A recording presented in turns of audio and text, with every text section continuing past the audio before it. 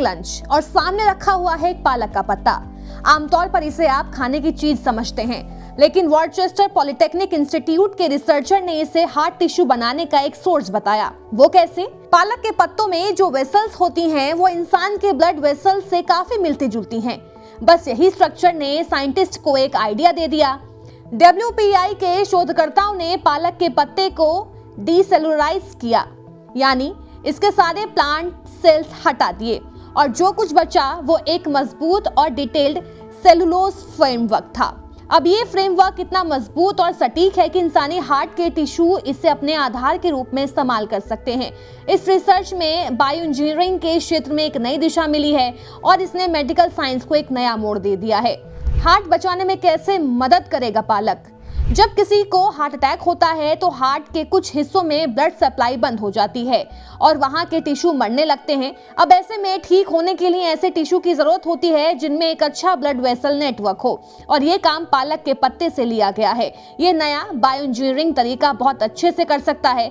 पालक के पत्ते की वेसल्स में आसानी से फ्लूइड यानी खून को पास किया जा सकता है और यही रीजन है कि ये हार्ट टिश्यू के लिए एक बेहतरीन अल्टरनेटिव बन सकता है।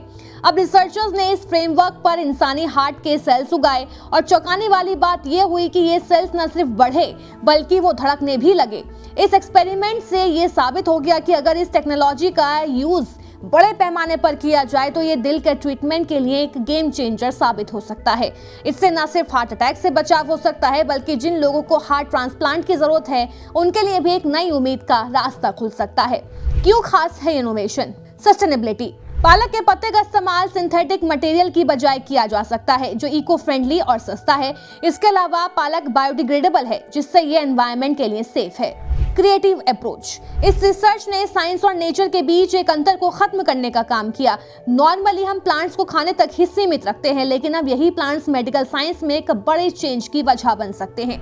Medical application. ये टेक्नोलॉजी सिर्फ हार्ट तक ही लिमिटेड नहीं है। फ्यूचर में इसे और भी टिश्यू और ऑर्गन्स के लिए कस्टमाइज किया जा सकता है, जैसे कि पार्सले वुड और स्वीट वार्मवुड जैसे पौधे पर भी रिसर्च हो रहा है, जिससे और ज्यादा कॉम्प्लेक्स ऑर्गन्स की सर्जरी की जा सकती है। What's next? इस रिसर्च के बाद रिसर्चर्स पार्सले वुड और स्वीट वार्मवुड जैसे दूसरे पौधों पर भी काम कर रहे हैं।